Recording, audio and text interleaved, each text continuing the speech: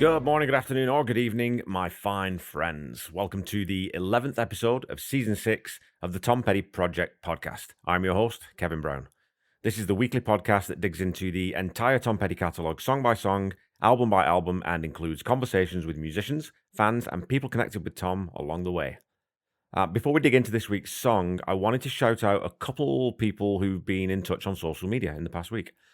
First off, the ever insightful and utterly wonderful Pete Nestor from the Honest and Unmerciful Record Review podcast made a great observation from last week's episode about the line, "Hey Spike, what do you like?"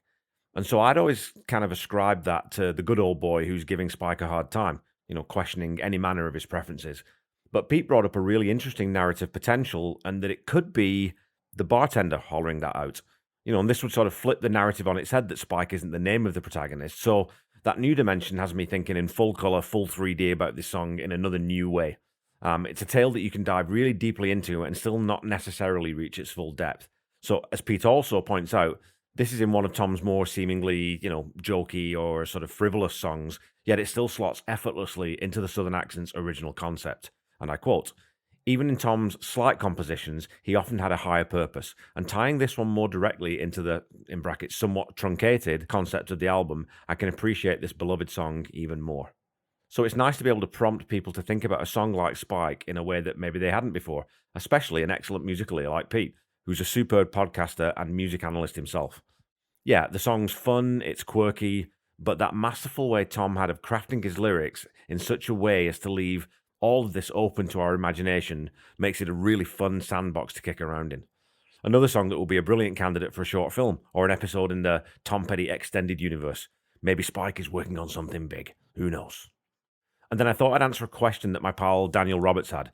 He wondered which album I'm going to be heading into next for season 7, and whether I'd be diving straight into Let Me Up I've Had Enough, or whether I'd be covering Pack Up the Plantation first. So here's the thing. When I had the idea for this podcast, I wasn't nearly the die-hard pettyhead that I've since become. A combination of learning so much about Tom and developing, a much deeper appreciation for his work, combined with engaging one of the best fan bases in rock and roll, has really made me a much, much bigger fan, to the point that the Heartbreakers are now in that very top tier of bands for me, along with my all-time untouchables like the Beatles and Queen. But I digress.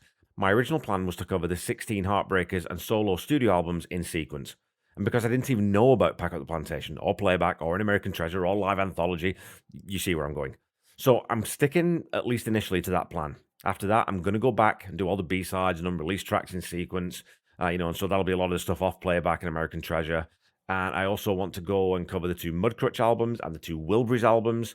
And thrown in between these somewhere, I do also want to cover select live songs. Some that are great versions of studio songs and some that are live only, like all the great covers that the Heartbreakers did. And I'm also hoping that my co-host John Paulson and I will cover the live albums and all the box sets at some point, sort of in their entirety, and go through them as packages of songs, in some sort of order. All this to say that I don't really see an end point for this project for at least 6 or 7 more years. So if you stick with me till the end, maybe I'll buy you a beer. But you know what? You'll have to come to Saskatoon to collect. Okay, that's enough of that. Today's episode covers the 3rd song from the second side of Southern Accents, the enigmatically wonderful Dogs on the Run.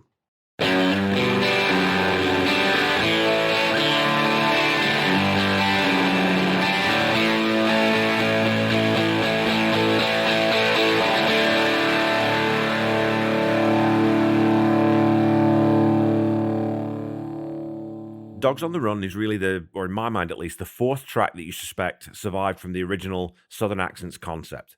Rebels, Southern Accents, Spike, and Dogs on the Run all feel connected by sort of a sonic thread that sits slightly outside the dynamics of each of those 4 tracks, but still sort of ties them together somehow. In its nostalgic wistfulness, it shares part of its soul with Southern Accents. In terms of tempo and general feel, it shares its skin and bones with Rebels. And in terms of its narrative form, it dovetails with the preceding Spike nicely. And yet, it still rings with a sort of Kerouac-infused wanderlust that never lets you settle into one snapshot of one place or one time. And in that way, it almost feels like a little of the aching restlessness of Straight Into Darkness has bled over into this album and found a home in the soul of this song. I'm definitely going to touch base with Paul Zollo at some point, ask about the conversations he had with Tom about this album, because like some of the other songs on Southern Accents, not much ink was spilled talking about this song in conversations with Tom Petty. It's the only track from the album co-written with Mike Campbell, and when Paul asks about this collaboration, Tom simply says, I think he had some of the chords and I wrote some of the chords. Of course, it would be difficult, so many years after the fact to be able to remember details about every single song, and the circumstances under which Southern Accents was written and recorded would certainly make recollection probably a little bit more difficult. But Tom goes on to say, I liked it a lot, not one of our more well-known songs.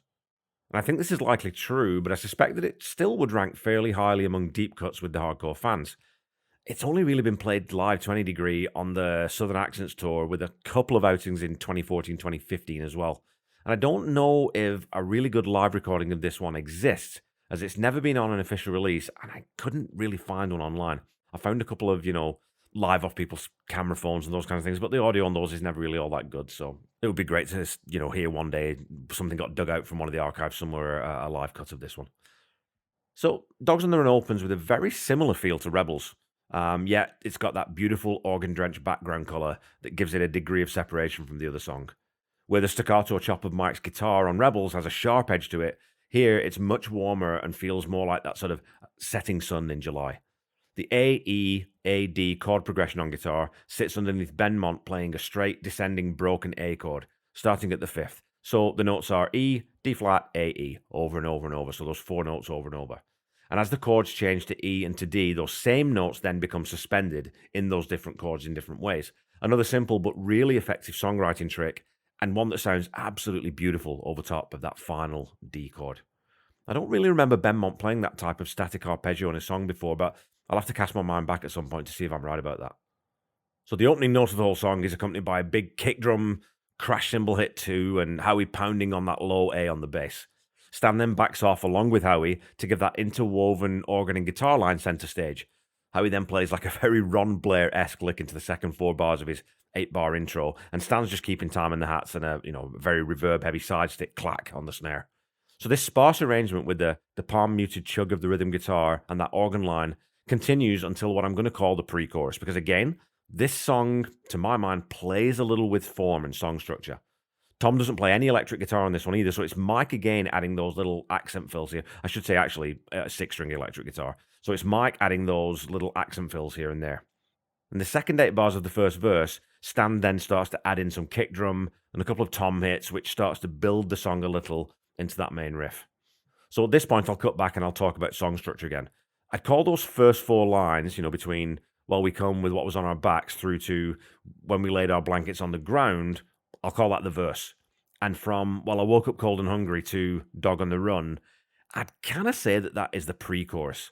And then the ED, so that's the 5th, 4th, 5th, 4th chord progression with Mike's lick, that lick over the top of it, that's really where the chorus would usually be in my mind. So I think that that's sort of an instrumental chorus. That's how I sort of think of that. So the song has 3 sections to that verse, pre-chorus, chorus, or you could even think of them actually really as just 3 verses with no chorus at all. That does change toward the end of the song though. And in this chorus section, there's now a double-time tambourine keeping time, and according to the album liner notes, that tambourine is being played by percussionist Bobby Hall, who played on tracks by artists ranging from Pink Floyd to Jerry Garcia, from Stevie Nicks to the Doobie Brothers. And this tambourine persists then throughout the rest of the song. And trust me, to keep time that well, at double time for that long on percussion on a tambourine is a lot harder than it might sound. And maybe that's why they brought in an expert. Or perhaps she was just one of the many people who were around at the time and ended up playing on this album or just hanging out while it was being recorded. The vocal line leading into the second verse is one of my favorites on the whole album. I fell overboard. It's a wonderful 4-note descending run that matches the words that it's framing. The notes fall overboard, but they do so gently. You don't feel like this is someone falling into cold water. Again, you have more of a sense of sort of the Florida Keys, and the rest of this verse goes further into this visual with "and washed upon the beach." Again, though, the way this is presented, it doesn't sound like a sort of a perilous near-death type of thing, or a drowning, but it's almost sort of a giving into the world, a letting go of something, or a release that isn't fatalistic or negative, but almost euphoric. And the second verse builds up all those interplaying notes between the guitar parts to sort of build this sense of euphoria, with Tom adding that 12-string guitar, which is mixed really low, and we also get some really cool, crystal clear licks from Mike. If you listen to the lead into the line, "Some of us are different," and through that line, "and it's just something in our blood," there's a really, really cool guitar tone, and he's playing some sort of little little bends, little slides up the from 1 2. I think it's probably going up 2 or 3 tones. So it's just very, very cool little licks. The second verse pre-chorus then ends on the title line. It's just dogs on the run. So first verse we had dog on the run. Now we're getting the dogs on the run before leading into a very typical, tasty but not face melting Mike Campbell solo.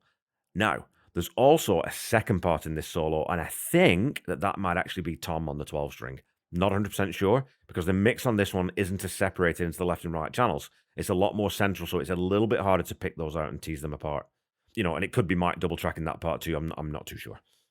We then get the chorus progression, which leads back up into the last verse, where we get a little more sonic breathing space before Tom builds us frenetically back into full swing with that fantastic belted line, "Yes, you would laugh."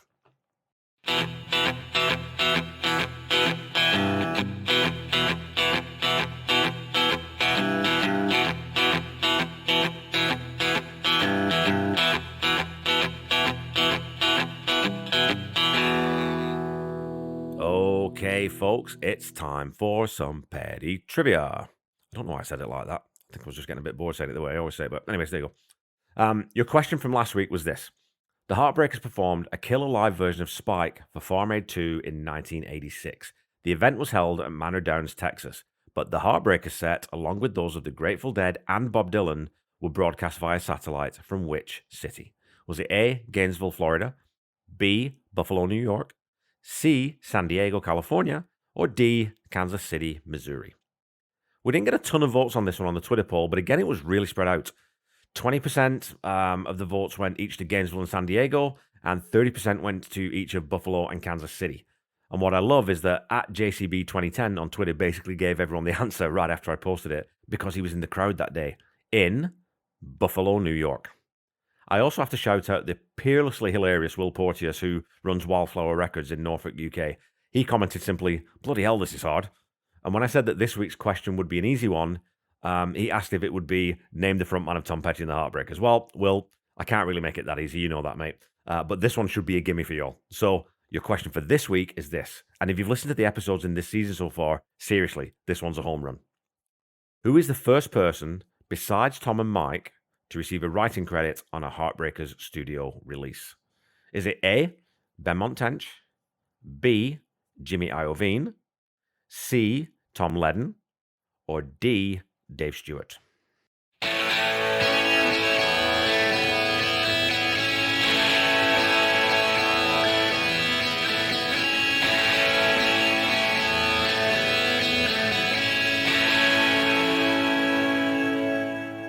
The last verse is really the coup de grace of the song for me, because it includes the superb line.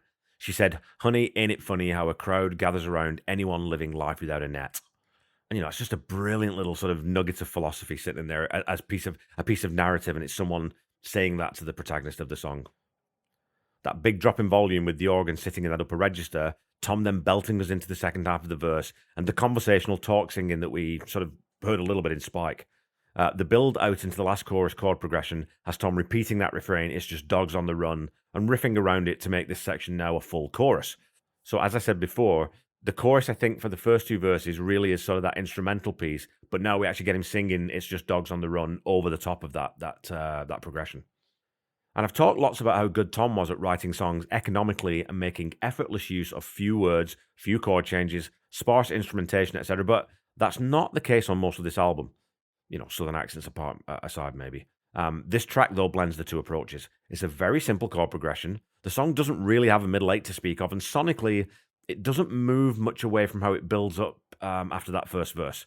Yet, it's pretty densely packed with lyrics, some of them conjuring evocative imagery like, well, we come with what was on our backs, yeah, when the leaves had died and all turned black. And for me, the visual is the idea of sort of almost an itinerant pleasure seeker going where the wind takes them with little regard for planning out their next steps. I suppose if you were of a mind, you could also infer a bleaker, sort of Steinbeck-flavoured exodus across the country, never knowing where your next bed is going to be. But the warmth of the guitars and that glorious organ tone just put a much more positive spin on it in my head. Also, that line I quoted about people living life without a net speaks more to me of a carefree youth than of weary travelers.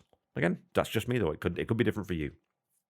We move from there to very specific images, though: falling overboard, washing up on the beach, followed by a dreamlike vision of being helped to the home of a young bleached blonde, from which the rest of the narrative plays out. So, is this song rooted firmly in Southern commentary or character study? I don't think it is specifically, yet, as I've said, Tom manages to make it fit with those other three songs, and they comprise what I think probably would have been the main thematic points of the original concept. Not everything about the South has a negative connotation for Tom, and this song's strange mantra, Dogs on the Run, weaves a much more casual, hedonistic thread through this oral tapestry for me. And when you tie in songs like Trailer and the Apartment Song, which we'll talk about later, you definitely start to see more of a sort of a varied collage of snapshots of Southern life than you do with the track listing that the album ended up with and sort of the unrelated pop songs that invaded it.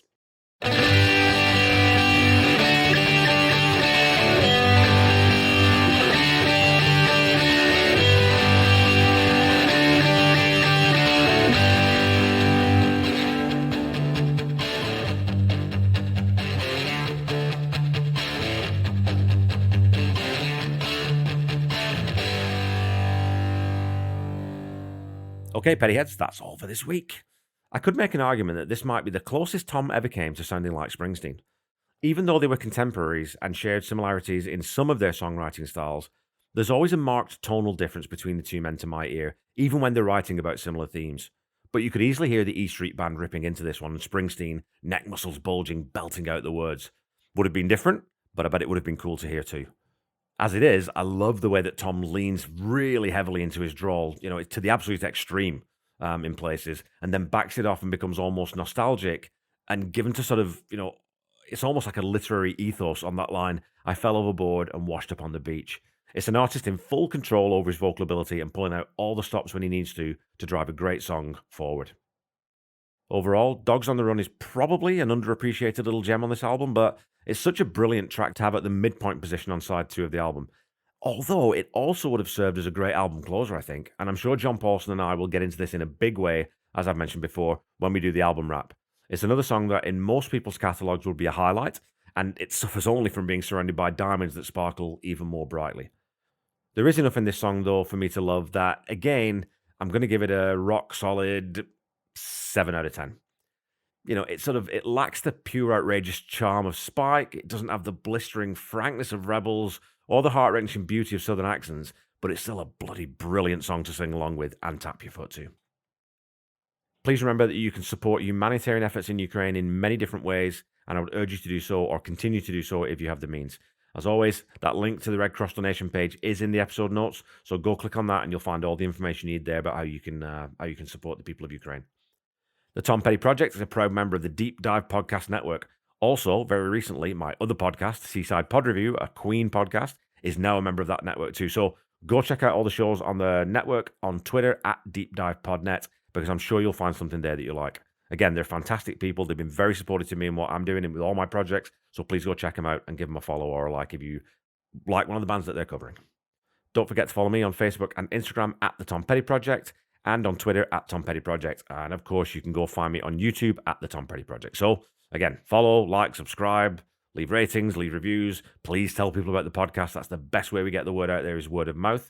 And come and talk to me on social media. I love our interactions, as I always say. The Tom Petty Project, of course, is not affiliated with the Tom Petty Estate in any way. And when you're looking for Tom's music, please visit the official YouTube channel. Go to Spotify, Amazon Music, Amazon Prime Music, whatever the hell it's called. Spotify, Apple, all those different places. Go get it legally, folks. And don't forget to check out tompetty.com for official merchandise.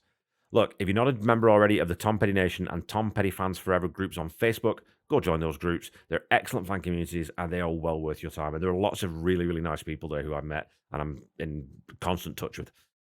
Until we meet again next week, keep listening to and sharing Tom's music. Try to be kind. Try to say I love you to someone at least once a day. Stay safe and healthy, and I'll be back with you next week to talk about the penultimate song on this season's album, Mary's New Car. Bye-bye.